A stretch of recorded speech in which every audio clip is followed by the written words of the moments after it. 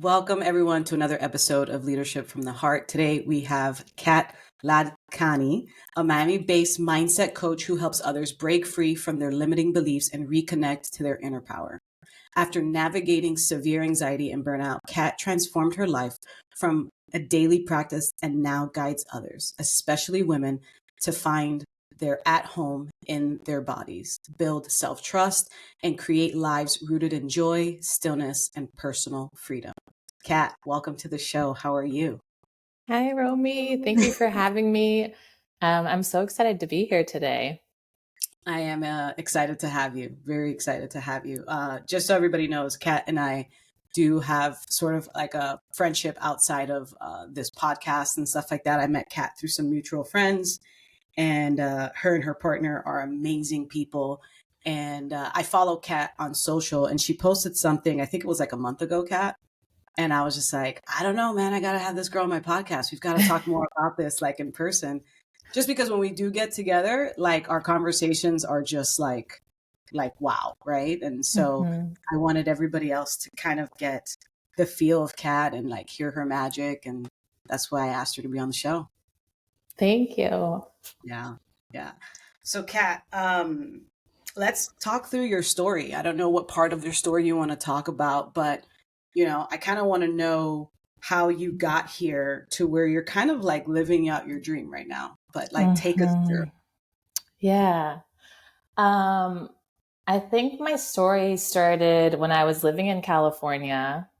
I had just graduated college and I was figuring out what I wanted to do. I was in a not so healthy relationship at the time. And there was just a lot of moving pieces, and I started to get really bad anxiety. And I didn't really know what anxiety was at the time until I met my first panic attack. And Mm, that was when I was like, oh my God, am I dying? Like, what's going on? And I was convinced that there was something wrong with me, like physically, like I had something going on. And it wasn't until I had a few more panic attacks that I was like, okay, something needs to change. I went to all the doctors. I went to an emergency room once, and they were all just like, I think you have anxiety.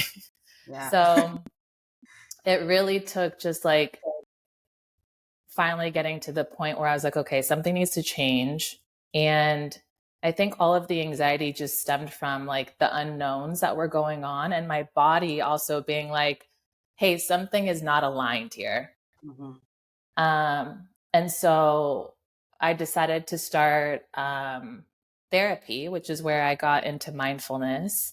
And I really learned how to kind of self soothe myself through panic attacks and learn how to trust my body and tell my body that I'm actually okay, and kind of understand what was going on there. So, anyways, from there, I just got super into okay, how can I better understand my mind? How can I better understand like how to help myself through these situations? So I really dove into breath work, meditation, mindfulness. And then fast forward from there, I got out of that relationship. I was actually supposed to move to New York with this person. And it wasn't until last minute that I was like, wait, I cannot do this. Right. Like, as I continued to kind of hear the signals from my body, and just what I was feeling. So I moved to New York by myself. I ended up doing it still. Good for you. um, and that was like a whole other piece to it. I really got the opportunity to dive into me. I was always in relationships. I grew up with two sisters. So like I was always around people and I didn't understand like the value in also being alone and like getting to know myself and taking all these risks. And I say this from a place of privilege too, because I feel like a lot of the women in my family didn't have that opportunity. Like they couldn't just move to New York and start this life by themselves. So Right. as I did that, I got to know myself more. Um, I explored just like different parts of myself. I was dating for the first time, like real dating, like just like kind of figuring out what I liked and what I wanted and what I didn't like and what I didn't want. Um, and I also started living alone for the first time, which was like a big piece to it too. I really got to understand my own rhythm and the things that I like to do in the morning and the ways that I like to end my night and all these little things that I feel like are often taken for granted. And sometimes people don't even get to experience this for themselves. And in doing that, I really got to understand the power of getting to know myself and like trusting myself. There were so many moments where I was like, am I going to be able to pay rent this month? Like I was really learning to trust myself in ways I had never had to before. So that was a big piece of it. And then I became a coach. I should go back actually. In California, I started teaching Pilates. Okay. That was also a big part of my story. When I first started teaching Pilates, I was like, I have no idea what I'm doing, but I'm just going to, like, I feel called to do this, so I'm going to do it, which is like how most things begin in my life. That's a pattern with me. And at the time, the person I was dating was like, how are you going to do this? Like, this is so not you. Like there was a lot of doubt, and I like kind of felt like the people around me were doubting me too. I ended up doing it. It was fine. I was learning as I went. When I went to New York, I found a studio that happened to be somewhat connected to the one that I was teaching in California. And that studio gave me the chance and opportunity to teach for them, which is how I met so many incredible women and how I also built the confidence that I have this day, because I knew nobody. I had to like prove myself. The style of teaching was way different from what I was doing in California. So I also had to like pull out this part of me that I had never met. Sure. So that was a big piece of my story as well. And then oddly enough, that same studio in New York is the one that brought me to Miami. So I feel like California was my moment of like, okay, I've grown up here my whole life. I was there for 27 years and I felt something needed to change. New York was like, okay, I made the change, but like I still feel something going on, but I'm going to sit with myself and dig deeper. And then Miami was like, okay, I now have the tools from my journey. Now, how can I like share these with the world? Right. Yeah. And I want to highlight a couple things, right? You stepped into a role that you knew nothing about, that you had everybody kind of doubting you, right? Like, this is not really you. And you still pursued it. And it was a breadcrumb, right? It was a breadcrumb to New York, and then a breadcrumb to Miami, and continuing breadcrumbs, right? But you following your intuition, your gut, your instincts is what allowed you to continue to unfold. And it's almost like a small reward every time you do that. And it's really cool. I had no idea how you got to Miami. So it's really cool to hear the story of how it all unfolded for you. That's very dope. Very dope. I want to ask you, you talked about anxiety, and I still want to go back to your story here, but you talked about anxiety and not knowing what was happening in your body. And I feel that, I felt the same way. I had no idea what anxiety was, right? I just knew that I'm not feeling okay. What are some of the feelings that people have? And I think now everybody's aware of anxiety, and we're very mental health conscious and stuff like that. I still think that there are still some feelings within the body that we're unaware of that actually can manifest into anxiety. What are some of those that you're aware of that people may not be? I think the biggest things now that I realize it is like my chest feels so heavy when I have anxiety, and there's almost like this feeling of not having control. Yeah. And like you can feel that, and it'll manifest in your body one way or another. But really, it's just your mind kind of convincing you. Like, it's kind of like a rabbit hole. The more you listen to it and the more you're like, oh, wait, oh my God. You like go deeper and deeper and deeper into it. And that's when the panic attacks kind of trigger. And so what's a best practice now when you realize whatever whatever the tension is in your body, what's a really good practice for someone? Something simple that you can do while in a meeting or while having a conversation with someone. What's something that somebody can do to self-soothe? There's two things. So when I'm in a meeting, I like to like ground my feet, like feel my feet on the floor, like feel a connection in my hands. And then also just like being aware of my breath. Those moments where I'm like super introverted and I like don't love speaking in front of people, but I've had to kind of like befriend that part of just like what I'm doing. So if I can feel my voice getting shallow in my throat or like my chest tightening, I'm like, okay, wait, let's pause for a second. I just like take a breath and then I keep going. Right. Yeah. Because awareness, I think, is key, right? Because often we want to like fill the room in those moments with like noise and talking and acting like I know what I'm saying, but it's okay to pause and take a breath. Yeah. Yeah. And do we want to fill the room with noise because we're feeling a little chaotic and that'll make us feel a little bit better? Or we think? Yeah. You know what I think of? Have you seen Inside Out? Yeah, I love that movie. You know, the anxiety character, like trying to like do all these different things on the dashboard. Like, I feel like that is truly what's going on. Yeah, no, 100%.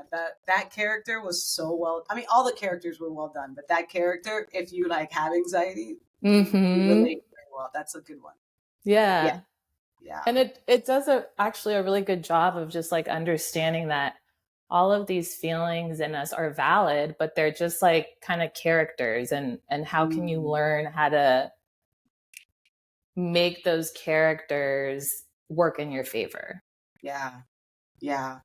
I've noticed within me, most recently, that like when I am in a less than good place, I find that if I acknowledge that character and almost like bring it in and love on it instead of like pushing it away, it feel like the character just wants to be loved as it is, right? And I feel like that helps me acknowledge it, stop denying it, like your shadow side or whatever it is people call it.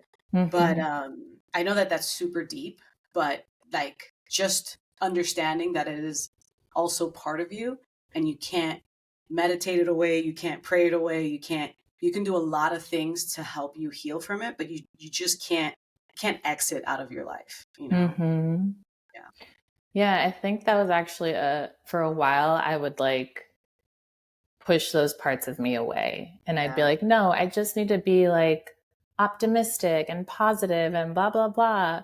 And it wasn't until recently that I'm like, okay, like both can exist and it's okay, and they make us whole. Yes, absolutely. I get a lot of questions about what should people do in the morning.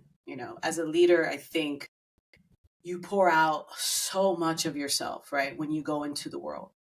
And if you're not prepared, you almost like empty yourself out and you become depleted really quickly. And you come home and there's not much of you left for the other half of you, possibly the most important parts of you, right? Your family, your time together. What are some of the daily practices that you do, and what do you help other people find that is their daily ritual or practice? Yeah. Some things that I do is I like to breathe in the morning. There's a technique that I really like. It's called balanced breathing. And it's basically just like matching your inhales for the same amount of time as you exhale. Ideally getting to the point where you're like breathing in for 6 and then breathing out for 6. Because that's like the natural rhythm that we should be breathing at technically. Oh, wow. But normally it's like shallow inhale, shallow exhale. So that's something that I really enjoy either before bed or in the morning. Okay. I've also been I'm working with a coach right now myself, and she's been helping me just stay accountable for my own stillness practice. Every day before 12 o'clock, I'm getting 20 minutes, maybe a little bit less depending on my schedule, to just like be.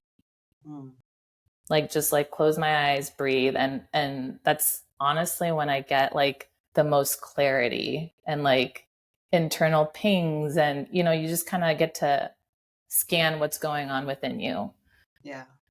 But I'm also learning, I don't think there's like a right way to do it. Yep. I think for some people, taking a 10-minute walk in the morning before they start their day, if that's going to anchor them and like give them a moment to just be with themselves, then that's what they should do. Yeah. If it's journaling, if it's, I do think that there should be a component of like quietness, only because of the world we live in right now. But again, I don't like to say like it should be like this and it's only like this. I think it's something that people should explore. Why is stillness so intimidating for people? I think it's because it really gets us out of our like our rhythm, because it's like often we're like going. And if we stop, it's like, oh my God, what's going to happen? You know, like it's just different from what we're conditioned to doing. Yeah. And also stillness kind of requires you to like sit with yourself. Mm-hmm. And what's so scary about yourself? That's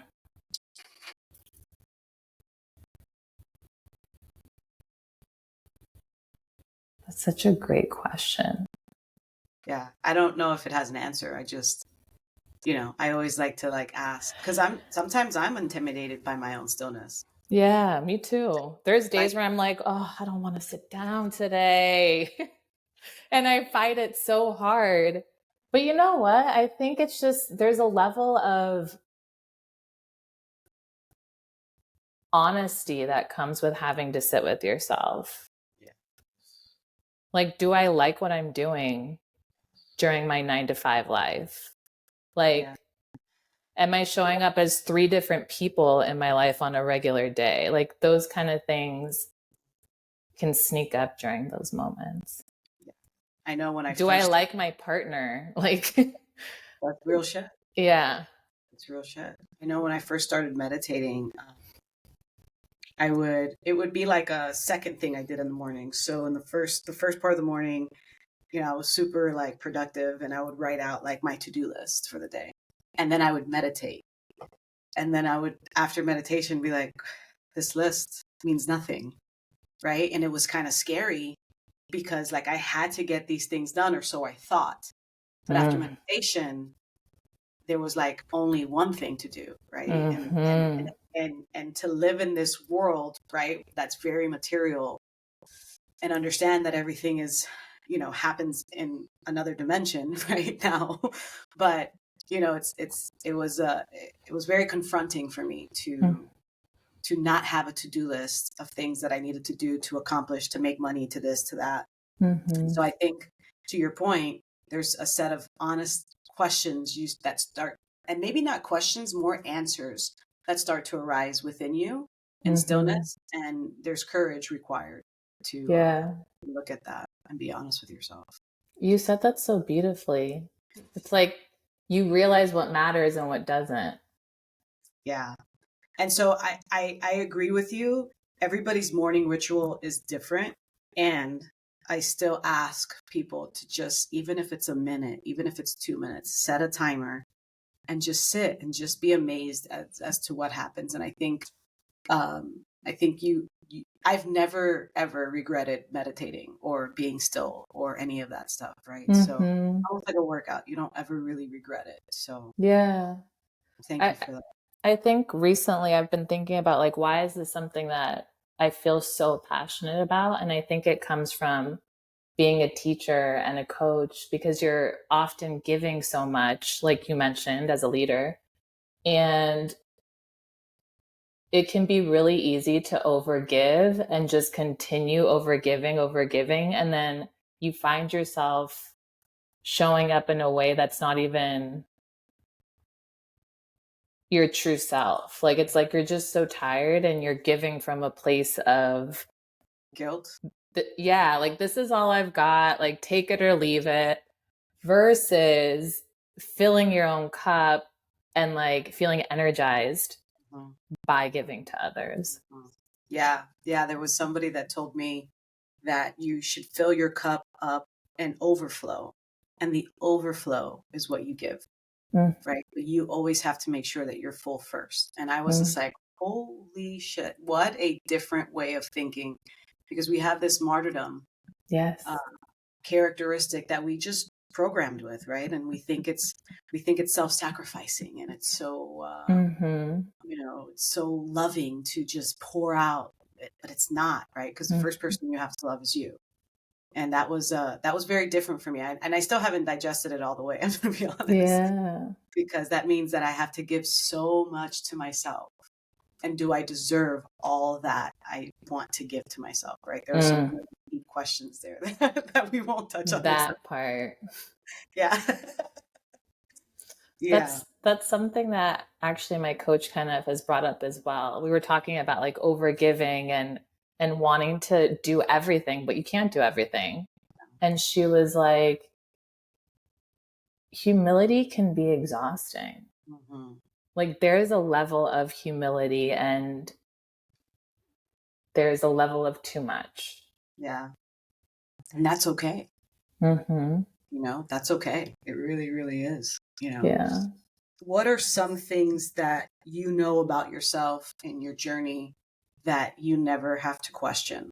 Like you said, when you moved to New York, you lived alone for the first time. Will I be able to pay rent? What are some of these values or some of these things that you learned that are part of you now that you may have questioned back then?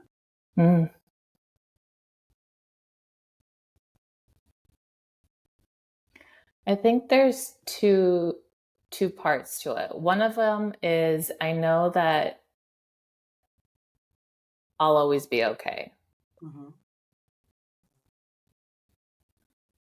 But the second part to that is there's so many moments still today where I'm like, why is this happening? Or like, what is the purpose of this? And I feel like I've been like instilling in myself that it'll all make sense later in the grand scheme. Like, we always want to know what's going on right now. Like, why? Like, what is this? Like, I want the answer now. Yeah. But it's like the in between, I think, is the part that I'm learning to enjoy. Yes. And know that no matter what, like today, October 9th, Thursday, I will look back on this day and be like, wow, this and this happened. That was beautiful. Like, just that. Yeah. I was telling Kat before the episode that I just did a podcast, and it's about bouncing back after, you get knocked down or whatever. And I think that people naturally are resilient, right? You just get up. You always get up, right? Naturally.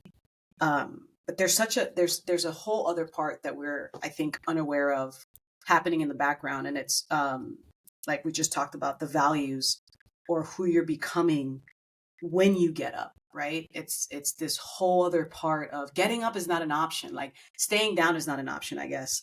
And getting up is the only option. But then like who you become in that is really where like all the juice sits, right? And if you can like tap in and give yourself your flowers of doing all these things and acknowledging it and being aware of it, then you move in this world so differently, right? Because you're a coach now and people look up to you, right? But the girl from California, right? Could Kat from California have been this person?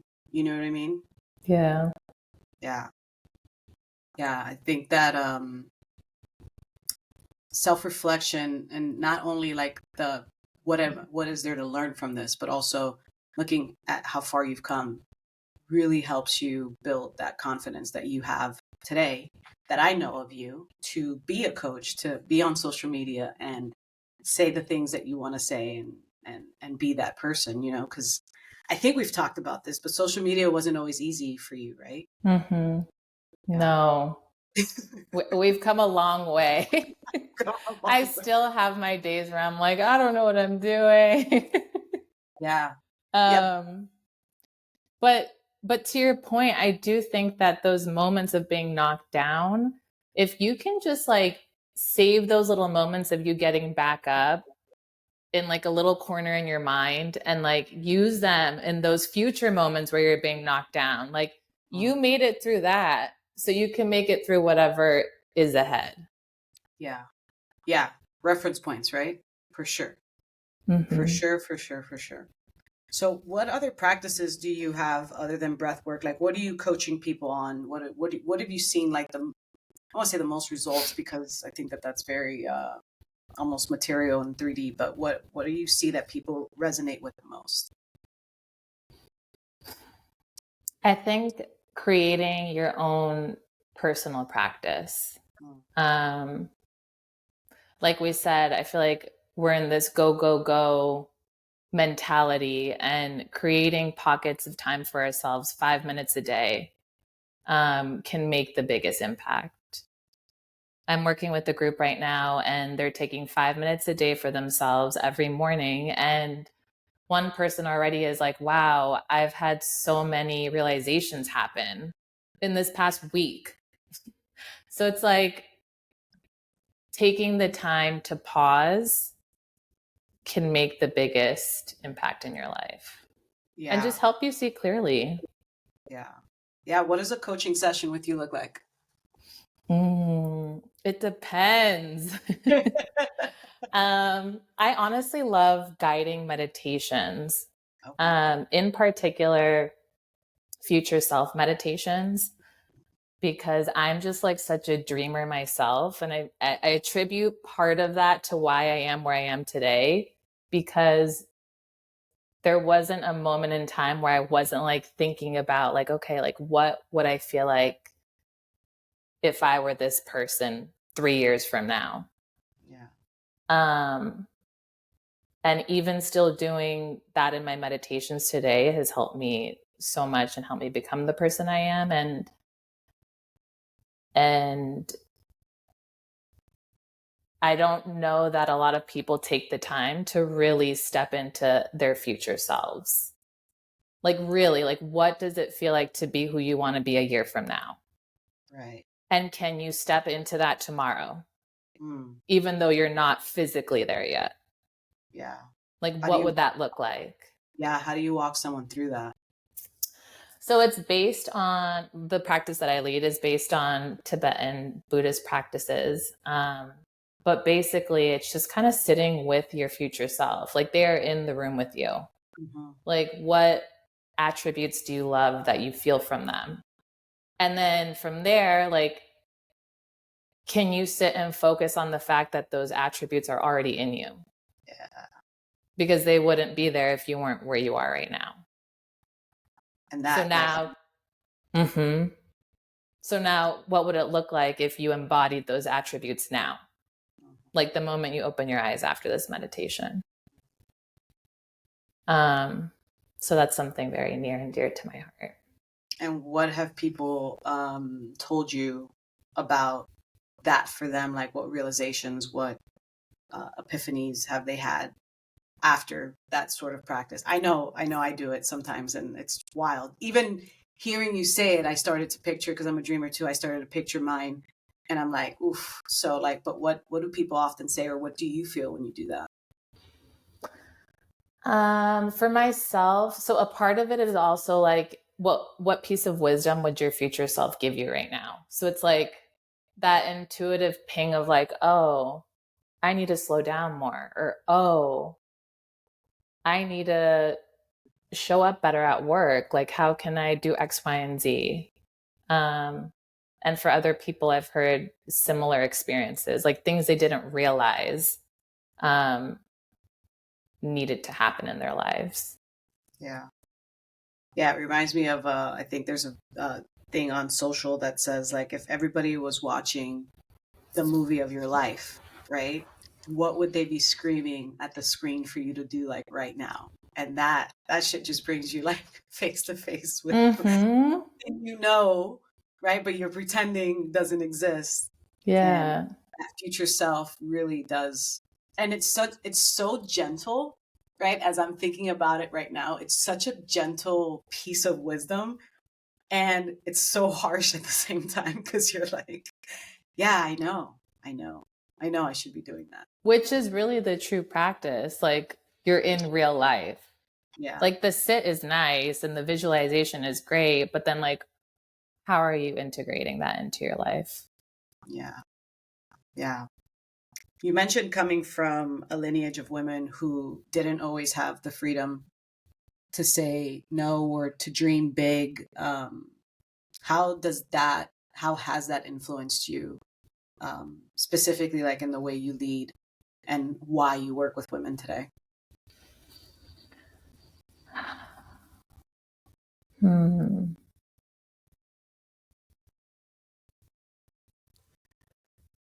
In short, I think it's just really empowered me to have the audacity to say no or like ask why.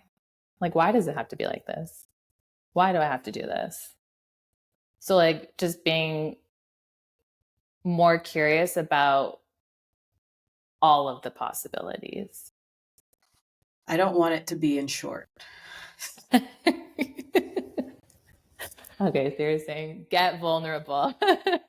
Yeah, um, I think about my mom is like a big component of like where I am today and why I'm so passionate about helping people kind of like wake up, if you will. yeah, And she was somebody who like loved giving to people, like was always doing things for other people, like lived with her parents until she was like 28, was always helping her parents, didn't have like her own personal life, and then like ventured out, came to the States, and kind of just like did what she was told, I feel, which like no shot to her. She was just, doing what yeah. she knew. And she got married and like had us. But again, I don't know that it was actually like what she wanted or if it was what she thought she should do. Right.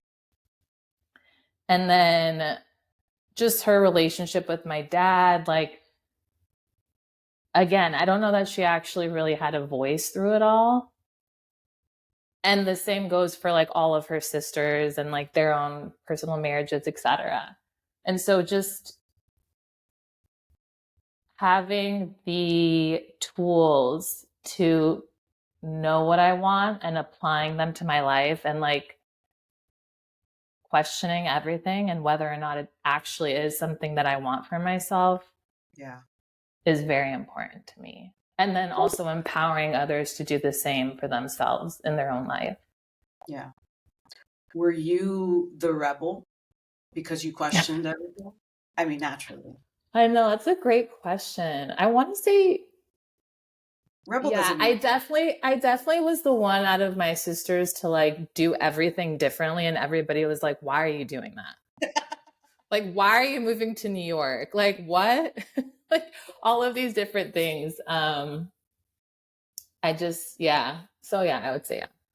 We're all yeah. rebels in our own way, I guess. Yeah, and it has a negative connotation, but I was the rebel in my family as well, just because I too questioned everything. Like, why does it have to be like that? And like back then, explaining the why wasn't a thing, right? That's like a new age thing. Like Right. I think our generation brought bringing the why in because we always wanted to know why. Mm-hmm. But our parents were like, it's because I said so. And that Exactly. it always stuck with me with like, no, there's got to be more to this. Like, why does it have to be that way? And now I think I'm a good leader because I allow people to question me. I'm Mm. not offended by the question because I should be able to answer it, or, tell you I don't know, or go get the answer, right?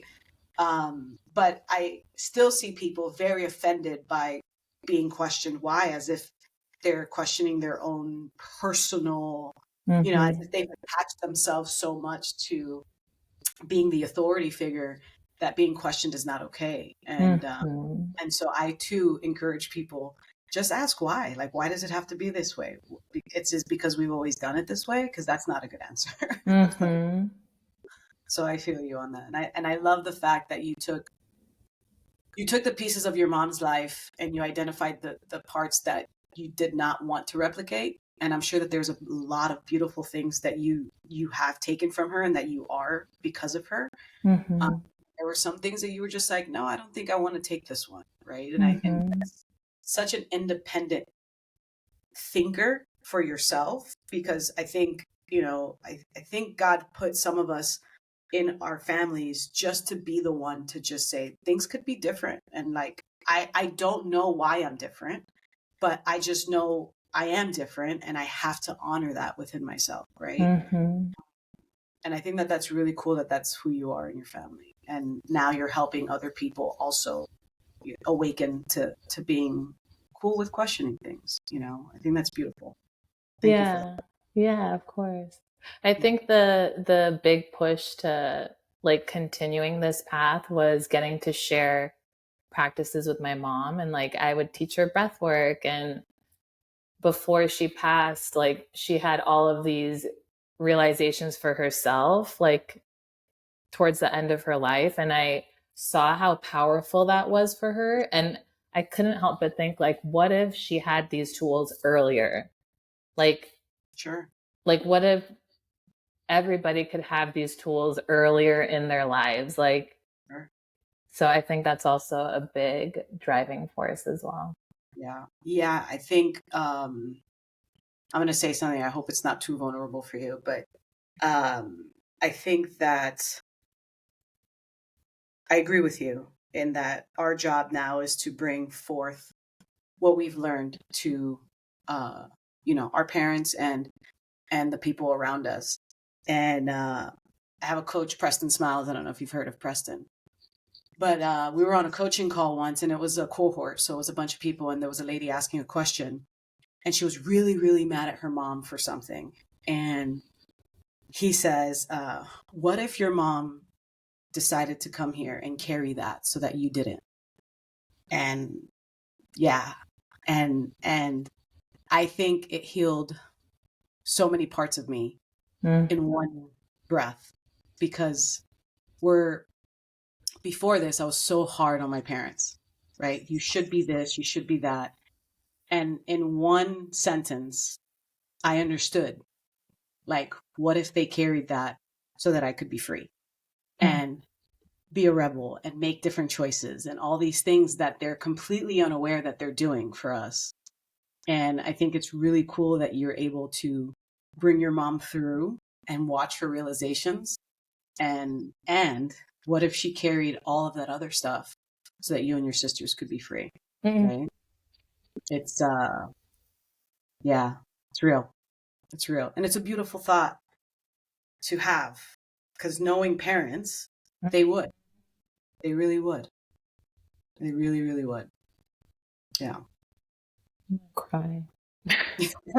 You can cry. I cry sometimes too. But I think that's also, sorry, I'm just going to say this one last thing. I feel like that's the connecting point for all of us. Like, as a leader, can you see that like everybody has something they're carrying?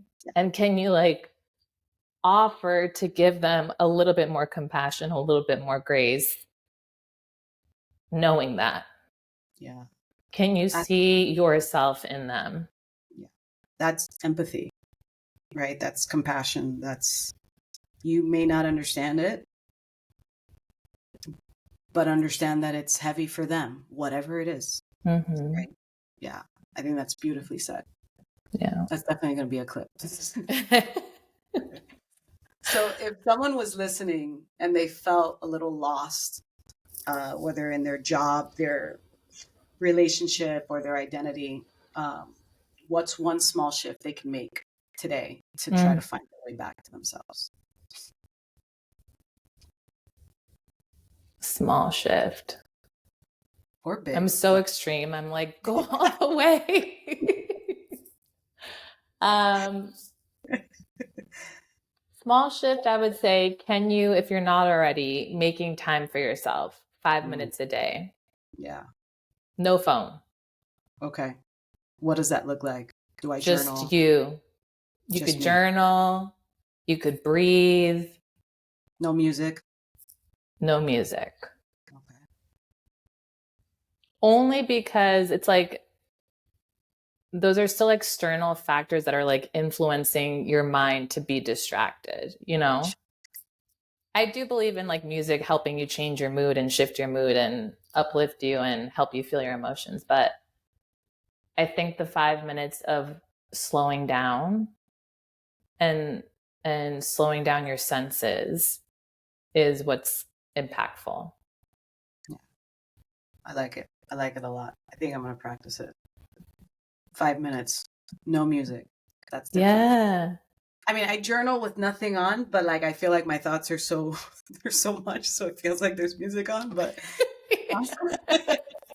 you are the music. But yeah, that's a beautiful one. That's a very small shift.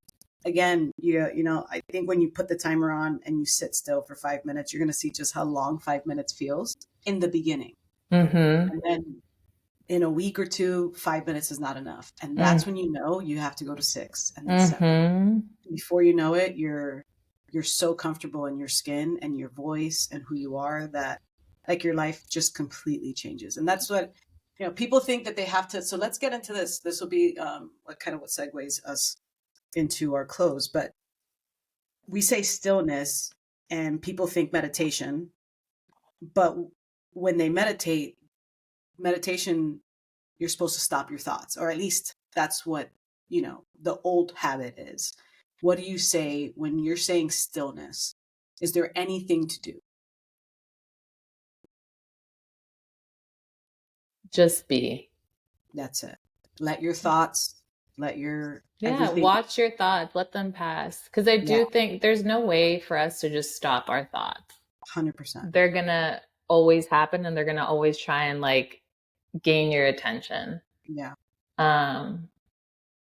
But just be in those 5 minutes. Yeah. Yeah. Don't try to control anything. Yeah. Don't try to stop your thought. You know, don't just again, like Kat said, just be. And I think that's gonna change the way you walk through the rest of your day for sure. Something that you can also do that I think is also like a great focus test is how long or how quickly do you get distracted in counting 10 breaths? Okay. Like close your eyes, count 10 breaths, and see like at what point you're like, oh, but also I have to go do this tomorrow, and like, oh my God, I need a coffee.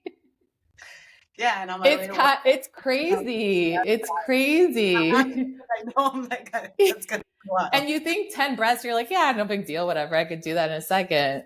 So I think that's also a great challenge technique to practice for this world that likes challenges and to-do lists. That's a good one. Exactly. That's a good one. So any final thoughts for the audience? My final thoughts are,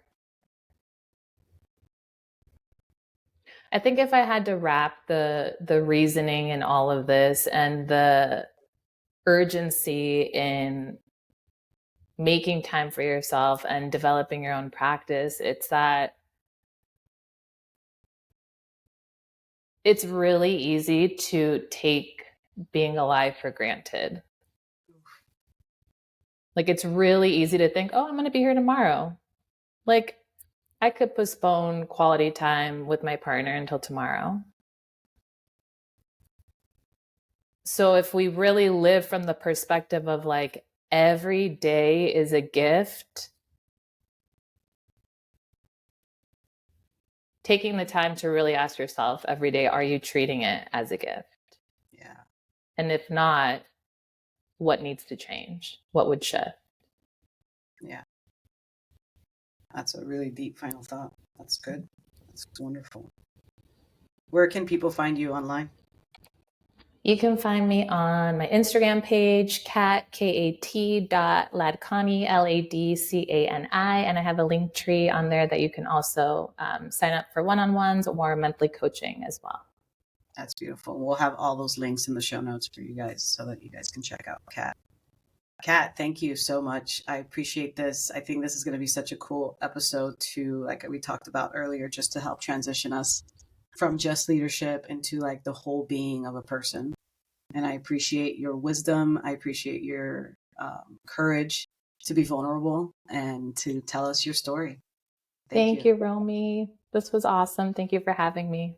Yeah, anytime. And we should probably do it again. And I'm thinking, I was talking to Jamie and Camila, not that the audience needs to know this, but on with like Richard too, and just have I would love that. You know what I mean? Because it's like, yeah, there's a beautiful. I was just thinking, I didn't even get to like dive into the part where I met the love of my life and my life like fell together. So let's do that. We'll do that on the next one with him present so that everybody can see. And I think it'll be another fun, just like no agenda. Let's just talk shit and let's just see what happens, right? That would be super kind of how we are when we're together. Yeah. I love that. Thank you, Romie. I want to give you a big hug. Thank you. Big hug, big hug, big hug. Thank you so much. That concludes this episode from Leadership from the Heart, guys. Please check Kat out. Again, her links will be in the show notes, and we'll see you next time. Thanks. Bye.